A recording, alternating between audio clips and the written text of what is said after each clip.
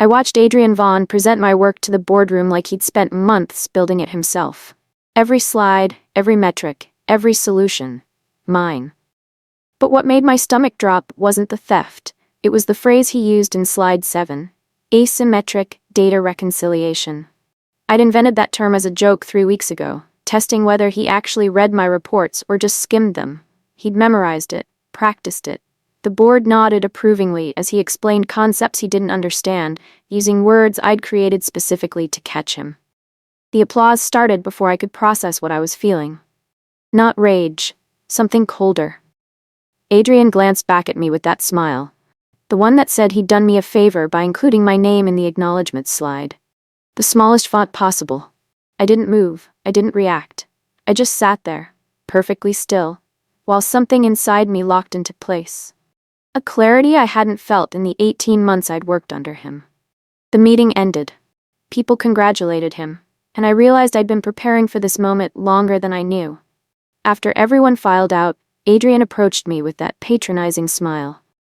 "Great execution, Claire," he said, loud enough for lingering executives to hear. "Really solid support work." Support work. I'd designed the entire framework from scratch, spent 6 months building relationships with department heads he'd never met, created algorithms that saved the company $4.7 million. The remaining board members glanced at me with pity. They thought I was his assistant, the person who made his brilliance possible. Not the architect. Adrian squeezed my shoulder like a coach praising a bench warmer. "Let's grab coffee later." He walked away before I could respond, already on his phone, probably scheduling interviews about his innovative leadership. I stood there feeling the heat rise in my face, the humiliation settling into my bones, but underneath, something else emerged. A memory. 4 weeks ago. An email I'd sent him asking to clarify ownership before the board presentation. He'd never replied, but I knew he'd read it. 4 weeks earlier, I'd sent Adrian a detailed email. "Hi Adrian, before the board presentation, I want to clarify the division of credit for the operational efficiency project. I've attached documentation showing the development timeline and my role. Please let me know how you'd like to present this." Simple. Professional. Clearly establishing ownership. He never responded. But 2 days later, I noticed something in our shared drive. He'd made a copy of my master document, renamed it AV Efficiency Framework Final, and started making surface-level edits. Changing my phrasing slightly. Rearranging sections, adding buzzwords like synergistic integration. Nothing substantive, just enough alteration to claim authorship. That's when I started building my insurance policy. I began documenting everything with timestamps. Every email I sent him. Every meeting where I explained concepts he didn't understand. Every decision I made that he later claimed as his strategic vision. I created a shadow folder containing every draft, every piece of correspondence, every bit of evidence showing the project's true origins. I didn't confront him, I just prepared, quietly, methodically. Back in the present, things shifted immediately. I stopped doing the small things that made Adrian look competent. The pre-meeting briefings where I'd walk him through complex details. The casual conversations where I'd explain why certain approaches would work. The subtle corrections during presentations. I simply stopped. In our next strategy session, Adrian presented ideas without my safety net. He spoke confidently about implementation timelines, but his numbers were wrong. Not dramatically, just enough that anyone paying attention would notice the gap. I sat quietly, not intervening. 2 department heads exchanged glances. One pulled out her phone, probably checking his claims. Adrian didn't notice. He seemed relieved that I wasn't interrupting. He interpreted my silence as finally learning my place. After the meeting, he asked me to stay late, just in case questions come up. I smiled and said of course. That evening, I stayed until 8, not fixing his mistakes, just documenting them. The wrong projections, the misattributed successes, everything, time-stamped, backed up. The following week, Adrian presented to the executive team without my preparation. I wasn't in the room. He'd told me my presence wasn't necessary for high-level strategic discussions. But I heard about it within an hour. He'd presented the next phase with his usual confidence. Then Dominic Chen, the operations director, asked about data migration protocols. Adrian answered immediately, confidently. completely incorrectly. He confused data migration with data integration, described a process that would corrupt our systems, and cited a timeline that ignored 3 major regulatory requirements. Dominic didn't correct him, but I saw the email chain afterward. Dominic had sent a message to the VP asking for clarification on implementation specifics. 3 other executives were copied. The walls were closing in, and Adrian had no idea. That afternoon, he called me into his office. The executive team had concerns about implementation details, he said, irritation creeping in. You need to be more thorough when you brief me. As if the gap in his knowledge was my failure, I apologized, said I'd do better, sent him a follow-up email summarizing what I'd told him. He replied within minutes, exactly. Adrian's gaslighting became more aggressive after that meeting. He started calling me territorial about the project, saying I needed to learn how leadership worked. You're too focused on ownership, he said during our one-on-one. Real leaders empower their teams without needing personal recognition. I nodded, absorbing the irony. He was lecturing me about not needing recognition while stealing credit for 18 months of my work. You're right, I said quietly. I should focus on the work itself. He smiled, satisfied. That's growth, Claire. That's what separates good employees from great ones. I sent him a follow-up email summarizing his feedback. Per our discussion, I understand you'd like me to focus less on project ownership and more on supporting team success. Professional, deferential, carefully documented. He replied immediately, exactly, glad we're aligned. What he didn't understand was that every exchange was building something, not revenge, just truth. A clear record of who knew what, who created what, and who was performing expertise versus performing authority. Within 2 weeks, executives stopped asking Adrian for clarification and started coming directly to me. Quietly, carefully. Helena Briggs, the CFO, stopped me in the hallway one Tuesday. Claire, quick question about the cost projections in Adrian's presentation. The numbers don't match our quarterly forecasts. I explained the actual calculation. She nodded slowly, understanding dawning. And Adrian developed this approach? I chose my words carefully. I can walk you through the development timeline if helpful. She studied my face. That won't be necessary. Thank you.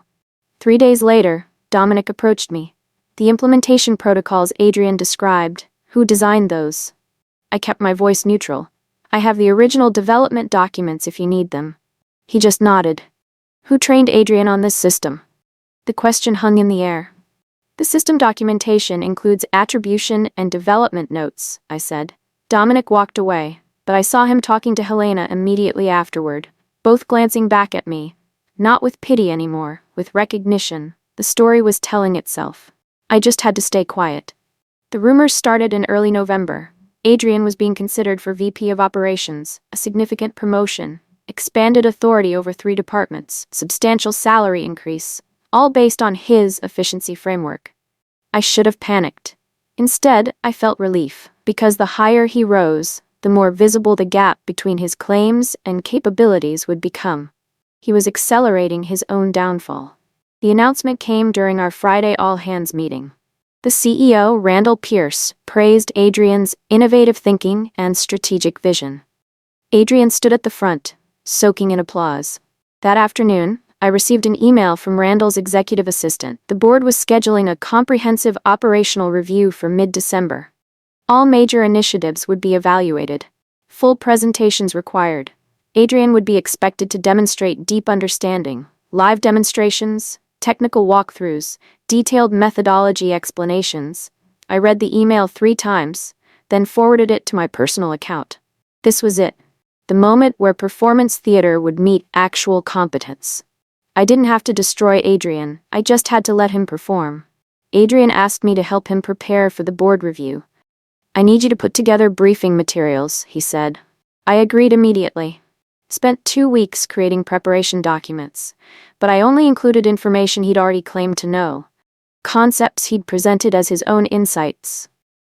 Terminology he'd used confidently. I didn't add anything new, didn't fill in gaps, just organized what he'd already taken credit for. During prep sessions, Adrian seemed confident. He practiced his talking points, asked me to play devil's advocate. I asked him broad strategic queries handled with buzzwords and vision statements. He performed beautifully. I think I'm ready, he said after our final session. This is going to cement the VP position. I smiled. You've definitely prepared thoroughly. What he didn't notice was what I'd left out. The technical specifications, the mathematical foundations, the practical implementation details that only the actual creator would know. Adrian had the script. He just didn't have the understanding. And in 4 days, that difference would matter more than anything else. The board review was scheduled for 2 p.m. on Thursday. The conference room filled fast. Board members, C-suite executives, department heads. This wasn't just an evaluation. It was a showcase. Adrian's moment to prove he deserved the VP role. I arrived early and took my seat, not in the back row, beside him at the main table. Helena had specifically requested my presence. We'll want technical expertise available. Adrian seemed pleased. He thought having me there made him look magnanimous. He didn't understand what was about to happen. The meeting started with Randall summarizing the agenda. We want to understand our operational initiatives at a deeper level, he said. Not just results, but methodology. Adrian nodded confidently. He'd prepared for this. Randall smiled. Adrian, why don't you start with an overview? Then we'll move into specifics. The word specifics seemed to echo. Adrian stood, clicked to his first slide, and began presenting. Confidently, authoritatively. For 15 minutes, everything went perfectly. He delivered his rehearsed lines flawlessly. Then Helena leaned forward. Adrian, I'd like to see a live demonstration. Adrian hesitated. Just for a second. Several executives registered it. Of course, he said, pulling up the system interface. He navigated to the main dashboard, clicked through screens, maintaining confidence. Then he stopped. The reconciliation module was open, but he clearly didn't know what he was looking at. The process begins with asymmetric data reconciliation, he said, which creates a paradigmatic shift in systematic integration. Pure buzzwords. No actual explanation. Helena's expression didn't change, but her hand moved toward her notepad. Adrian clicked randomly through screens, describing innovative protocols without saying anything substantive. Then he made a critical mistake. He tried to execute a reconciliation process without understanding the sequential requirements. The system threw an error message. A red warning box appeared on the projected screen. That's just a minor configuration issue, Adrian said quickly. Claire, can you help me with this? I didn't move immediately. I let the request hang just long enough for everyone to register what happened. He tried to perform, failed. Asked for rescue. When I finally stood and approached the computer, I didn't fix it. I explained what the error meant, why it occurred, then closed the error message, and sat back down. The silence felt heavy. Adrian recovered by pivoting away. Well, the important thing is strategic vision, he said. But the energy had shifted. Adrian continued, but he'd switched tactics. Less technical detail, more high-level vision. He talked about transformational leadership and organizational paradigms. Words that sounded impressive, but meant nothing. The board members let him finish. But I could feel their attention shifting. Dominic was the first to push. Adrian, can you explain the specific methodology you use to identify which processes to target? A reasonable question. Adrian smiled confidently. We conducted comprehensive analysis of operational bottlenecks, utilizing advanced data modeling to identify systematic inefficiencies. Technically correct words arranged meaninglessly. Dominic tilted his head. Can you describe the data modeling approach? What specific algorithms or frameworks? Adrian's smile held, but I saw something flicker. We used a multivariate approach incorporating several analytical frameworks. The technical details are complex, but the essential insight was identifying correlation patterns. He was drowning, using more words to avoid saying anything real. Helena leaned forward. Which framework specifically? Well, it's a proprietary methodology, Adrian said. Custom-built for our unique organizational structure. He glanced at me. I didn't move. The chair of the board, William Foster, straightened. Adrian, he said calmly, can you walk us through one specific example? Take a single process improvement and explain how you identified the problem. Adrian stood very still. This was the question, the one that required authorship. Real knowledge. He couldn't deflect with vision or strategy. He needed to explain process, methodology. Of course, Adrian said, clicking to a new slide. Let's look at the procurement workflow optimization. He described the problem in general terms: delays, redundancies, inefficiencies. all surface level. Then, he started explaining the solution. He talked about implementing systematic checkpoints and restructuring approval hierarchies. Everything vague enough to sound plausible, but specific enough to sound confident. Then William asked a follow-up. What data informed your decision to restructure the approval hierarchy that way? Why 3 checkpoints? Adrian opened his mouth, closed it. The 3 checkpoint structure emerged from analyzing optimal balance between efficiency and oversight. What data? William repeated gently. Adrian looked at the slide. At the board. At me. Claire might have the specific data points, he said. She handled technical implementation. As if I'd just executed his strategy instead of designing the solution. William turned to me, not as rescue, as a test. Claire, do you have that information? I stood slowly, walked to the front, took the remote from Adrian's hand. He stepped aside, relief flooding his face. I pulled up a different slide deck, my original development documentation. The 3 checkpoint structure wasn't a balance between efficiency and oversight, I said. It was the minimum required to satisfy regulatory compliance while eliminating redundant approval loops. I clicked to a data visualization. This shows the original procurement workflow, 17 approval stages, 12 involving the same 4 people reviewing identical information. Delays weren't caused by insufficient oversight. They were caused by duplicated oversight. I walked through the analysis. The interviews I'd conducted with procurement staff, the data I'd collected, the regulatory requirements, the mathematical modeling identifying optimal checkpoint structure.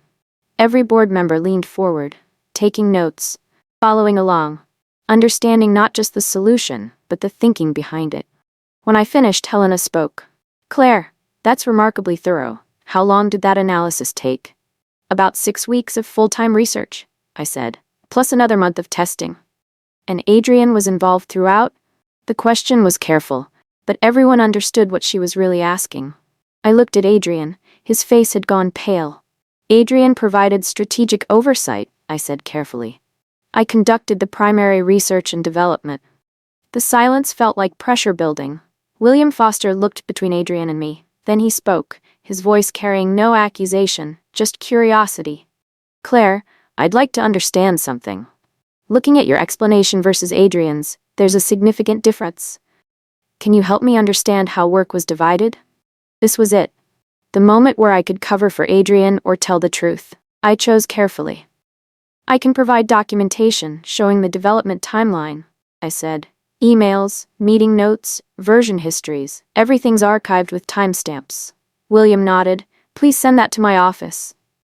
I saw Adrian's face change, the realization setting in. In the meantime, William continued, I have questions about other components. Claire, would you mind walking us through the data reconciliation framework? I spent the next 20 minutes explaining work I'd created. The algorithms, the testing protocols, the integration challenges, the solutions.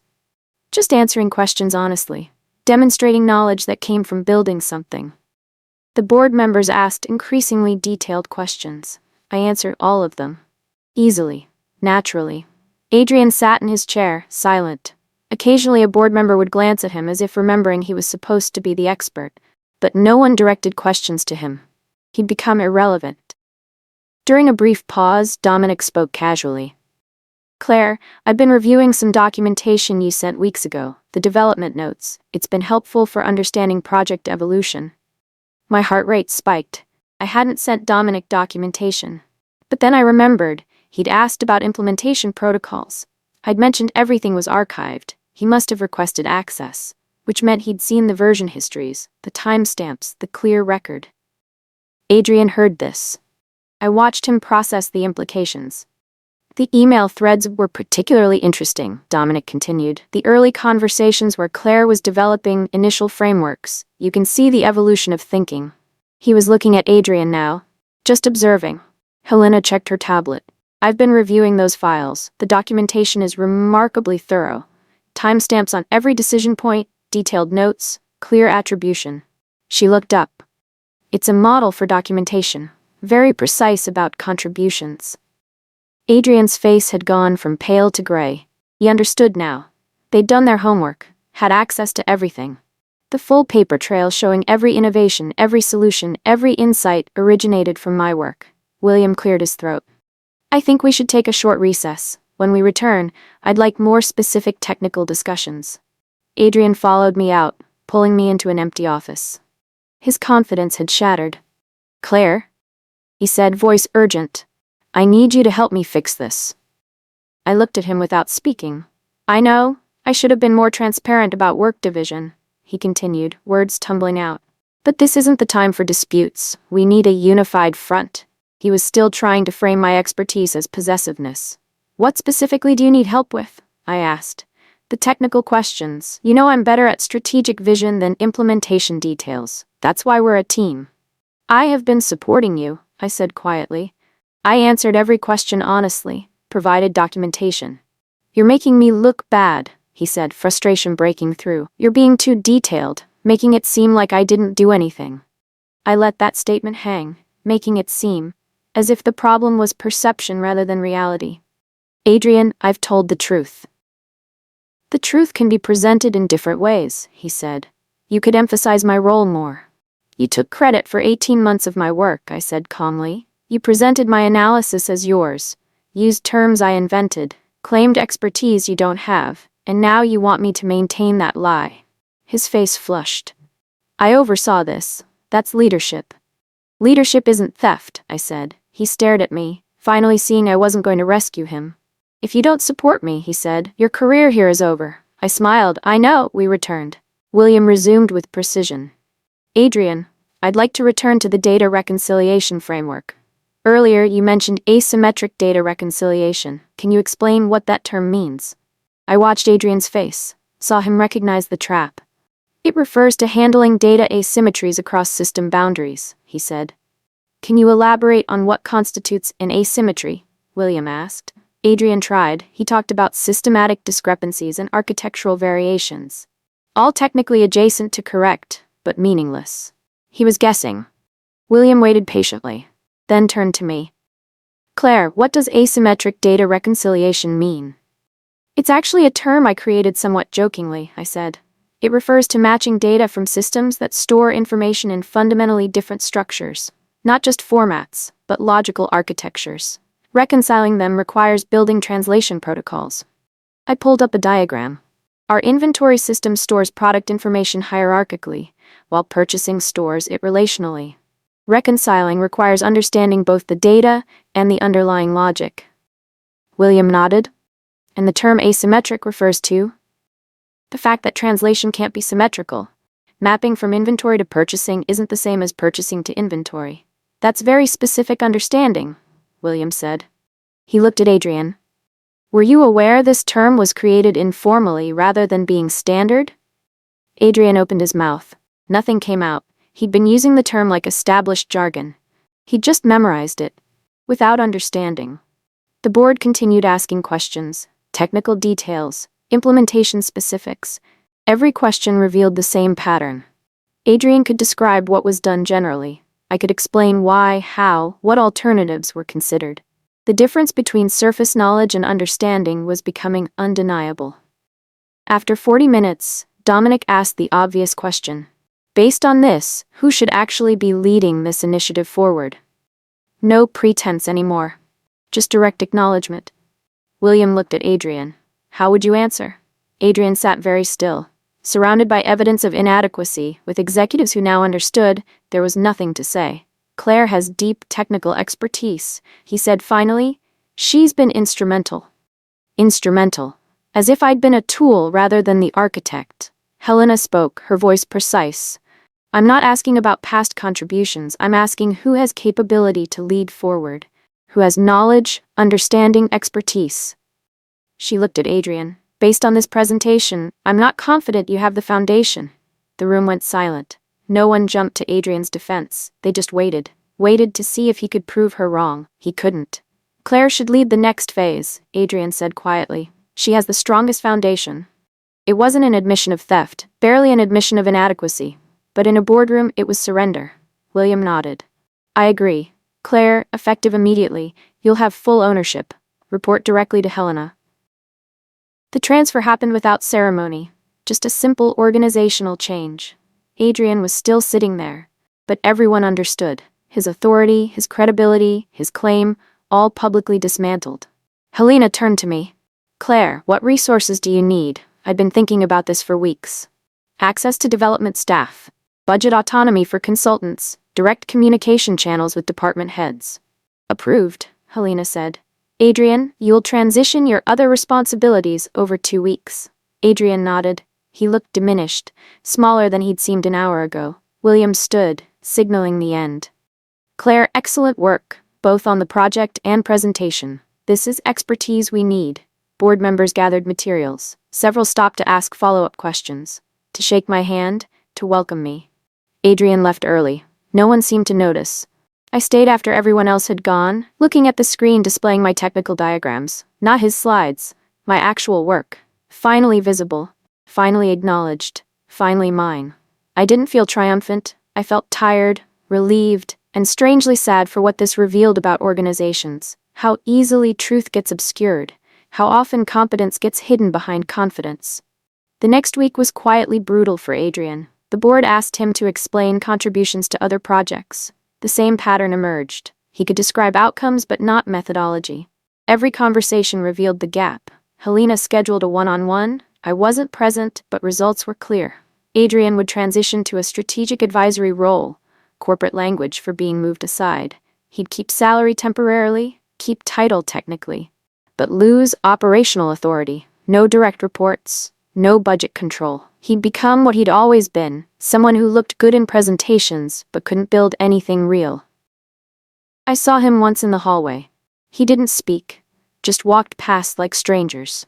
Meanwhile, my calendar filled with meetings, department heads wanting to discuss challenges, executives asking for strategic input, the CEO requesting briefings. Everything Adrian had pretended to do, I was now doing.